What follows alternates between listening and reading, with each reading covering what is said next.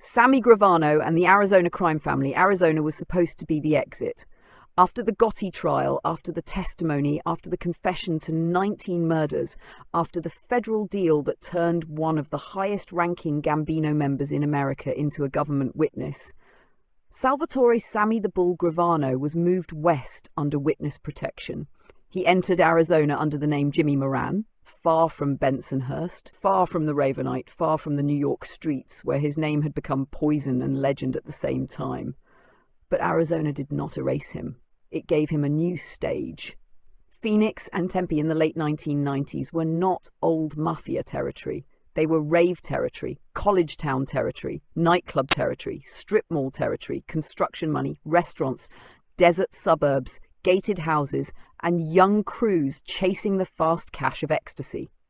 The drug market did not move like heroin in old social clubs or cocaine through old union contacts. It moved through parties, promoters, couriers, DJs, young dealers, suburban buyers, and weekend life.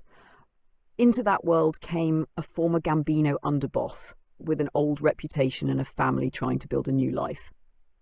The Arizona crime family was not a real mafia family in the commission sense. There were no made men, no old captains, no recognized seat, no national vote.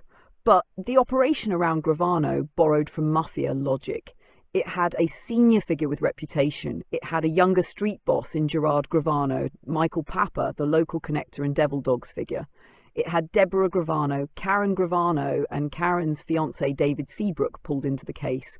It had money, restaurant cover, construction identity, pills coming in from outside Arizona, and young street workers using the Gravano name as a weapon in a scene that had never seen a mafia name that close before.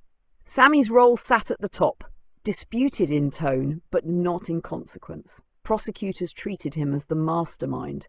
Others described him as the banker, the older man whose money and name strengthened a ring already being run at street level by Gerard and Michael Papa.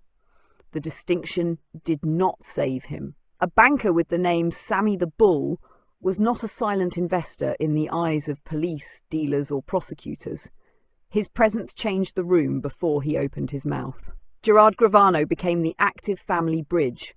He was Sammy's son, raised under the shadow of a father whose real life had been hidden from him for years, then dragged into the Arizona street economy once the family relocated. The rave scene gave Gerard a market, but his last name gave him leverage. Dealers who might have dismissed another New York kid had to calculate the name attached to him.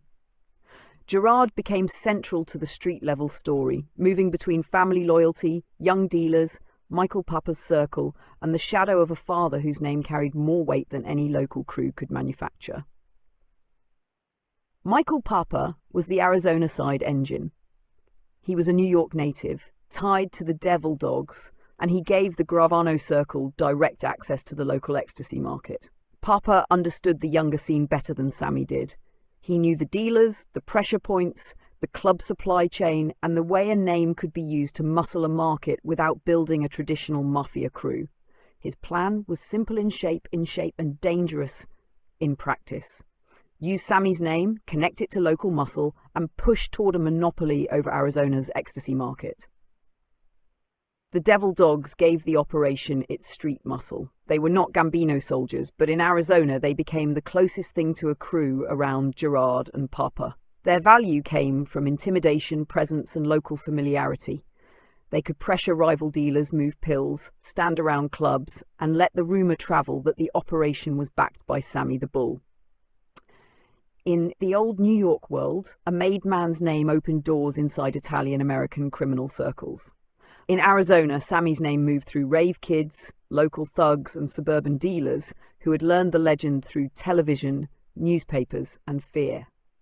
Deborah Gravano became tied to the business through Uncle Sal's, the Scottsdale restaurant associated with the family.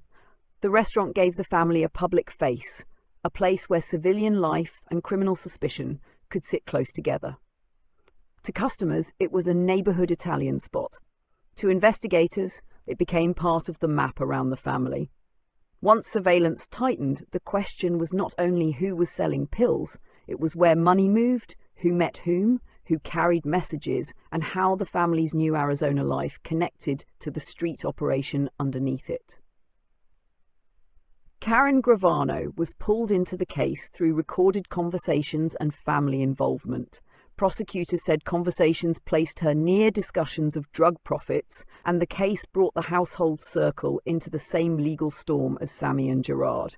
Karen and Deborah later pleaded guilty and received probation, while Sammy and Gerard received prison time. That made the Arizona case more than a street crew bust. It became a family enterprise case, with the old mob father, the son, the wife, and the daughter all connected to the same desert business. David Seabrook, Karen's fiancé, was also arrested during the sweep. His presence showed how wide the family circle had become.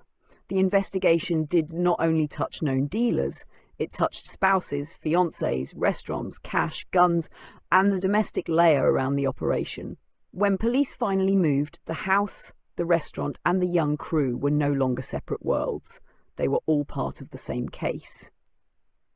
The rival market belonged to Sean Atwood, known as English Sean. He was not a mobster. He was a British stockbroker turned trafficker who became one of the strangest figures in the Phoenix rave economy.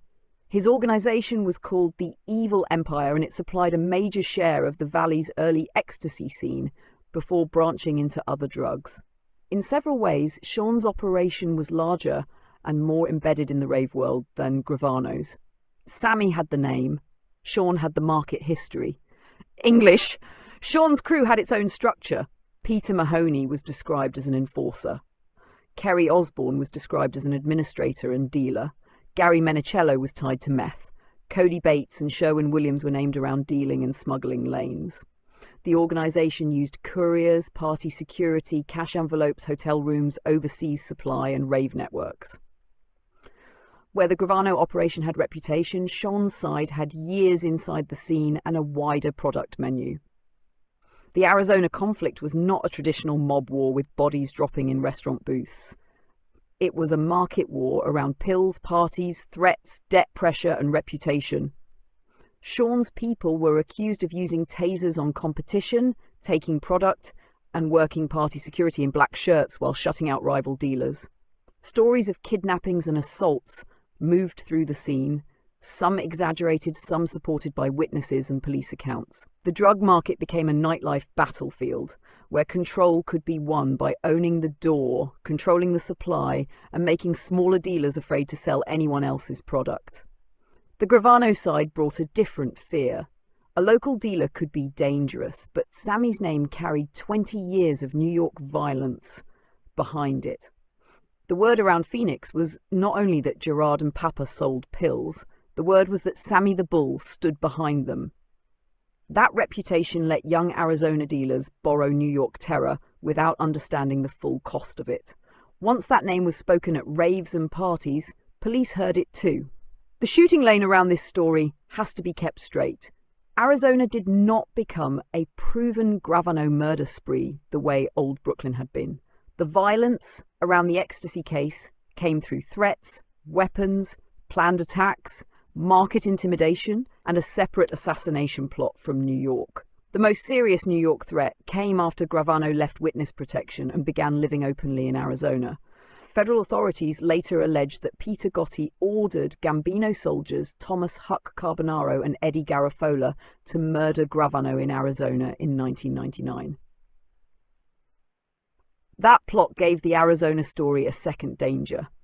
Sammy was not only building or financing a drug ring in the desert, he was also a marked witness living within reach of the family he had helped destroy.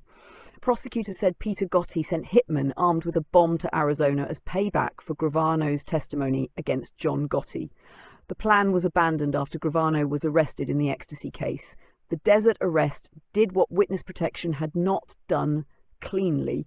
It took Sammy off the street before the Gambino revenge plot could land. That means the Arizona crime family sat between two worlds of violence. On one side, there was rave market intimidation, rivals, taser attacks, threatened beatings, weapons, and plots against competitors. On the other side, there was the older mafia sentence moving west from New York. Sammy was using his old name to create fear in Arizona, while that same old name was drawing hunters from the east. His reputation protected the operation and endangered it at the same time. The supply chain moved through New York and other outside channels. Sammy and Gerard later pleaded guilty in federal court in Brooklyn to charges tied to a multi-million-dollar ecstasy ring in Arizona. The organization sold tens of thousands of tablets and generated huge money while moving product through Arizona and beyond. The pill economy was not local pocket money. It was interstate narcotics business dressed in rave culture. The numbers explain why the case grew fast. Police said the ring sold upward of 30,000 ecstasy pills a week and targeted Phoenix area teenagers and rave clubs. During raids, investigators found ecstasy pills, guns, and nearly $100,000 in cash, much of it at the Gravano house. Sammy's separate apartment reportedly held marijuana and Viagra rather than the main pill stash, a detail that fed later arguments over whether he was the mastermind, financier, mentor, or older presence around a younger operation. The surveillance came through local police first, then widened. Phoenix narcotics detectives began hearing rumors about a new ecstasy gang muscling dealers while claiming Sammy's protection. A courier arrest helped point investigators toward Michael Papa. Wiretaps followed, and the coded conversations were not strong enough to protect the crew. Once Papa and Gerard were on the phones, the structure started becoming evidence. The bust came on February 24, 2000. Police arrested Sammy, Deborah, Gerard, Karen, David Seabrook, Michael Papa, and dozens of others. Accounts placed the indictment group around 48 defendants, with the arrest sweep taking down more than 30 people. Either way, the effect was the same. The Arizona operation was cut open in a single morning, and the name Sammy the Bull returned to national headlines, this time not as the witness who buried Gotti, but as a former underboss accused of helping run an ecstasy ring in Phoenix. Michael Papa became the witness who damaged the defense from the inside. Prosecutors described Sammy as the banker when the ring ran into financial trouble, while Papa testified that he had been in awe of Gravano. The irony was hard to miss. Sammy had once become the witness who helped bury John Gotti. In Arizona, men from his own drug circle began cutting deals and talking against him. The code had already been broken in New York. In Phoenix, there was no code strong enough to survive indictments, probation offers, prison exposure, and wiretaps. The pleas came in stages. On May 25, 2001, Sammy and Gerard pleaded guilty in federal court in Brooklyn to charges tied to the Arizona ecstasy ring. On June 29, 2001, Sammy pleaded guilty in Phoenix to state charges including drug dealing, money laundering, participating in a criminal syndicate, and weapon violations. Sammy, Deborah, Gerard, and Karen were among the final defendants to resolve their roles in the Arizona case. The sentences closed the second act. Sammy received 20 years in federal prison in New York and 19 years in Arizona, with the state sentence running concurrently. Gerard Gravano received 9 years in prison. Deborah and Karen received probation. Later, Sammy and Karen were ordered to pay more than $800,000 in costs connected to an earlier drug ring judgment. The family had entered Arizona looking for a new future and left it with the father and son locked away, the women convicted, and the name damaged again. The member list tells the real shape of the operation. Sammy Gravano was the old mafia name and alleged top financier. Gerard Gravano was the son and active street bridge. Michael Papa was the local Devil Dogs connector. Deborah Gravano carried the restaurant front and family business layer. Karen Gravano appeared in recorded profit conversations and the family case. David Seabrook was pulled in through the household circle. The Devil Dogs supplied local intimidation. Outside suppliers moved pills into Arizona. English Sean's crew stood as the rival empire, with Peter Mahoney, Kerry Osborne, Gary Menicello, Cody Bates, Sherwin Williams, and others tied to the other side of the market. The Arizona crime family failed partly from contradiction. Sammy wanted the value of his name without the heat attached to it. Gerard and Papa wanted monopoly power in a young market where violence could still be more rumor than corpse. Deborah and Karen became part of a household economy where family loyalty and criminal money sat in the same conversations. The Devil Dogs wanted local power under a borrowed mafia flag. Every piece worked for a while. Every piece also gave investigators another way in. The old mafia did not accept Sammy's Arizona life either. Peter Gotti's alleged murder plot showed that New York still considered him unfinished business. Arizona police and federal agents considered him an active criminal again. Rival dealers considered his name a threat to their market. His own partners eventually had reasons to talk. That left Sammy surrounded by enemies from every direction. The mob he betrayed, the cops he embarrassed, the young dealers he empowered, and the family circle he pulled into the case. By the time the case ended, Arizona had exposed the final weakness in Sammy Gravano's reinvention. Witness protection could change a name. It could not change instinct. Construction companies, restaurants, suburban houses, and desert distance could create the look of civilian life. But the old habits returned through money, hierarchy, intimidation, and the need to control a room. The difference was that Arizona was not New York. The young ecstasy market did not have omerta, old captains, or a century of rules.